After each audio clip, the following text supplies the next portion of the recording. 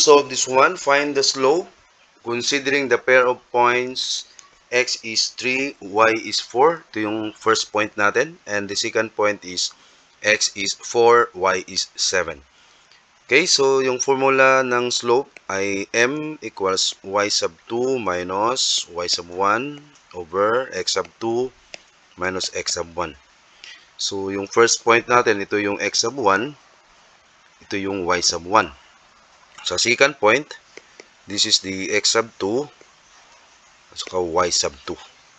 Okay, then i-substitute natin yan. So m equals y sub 2 is 7 minus y sub 1 is 4 over x sub 2, 4. Then minus x sub 1 is 3.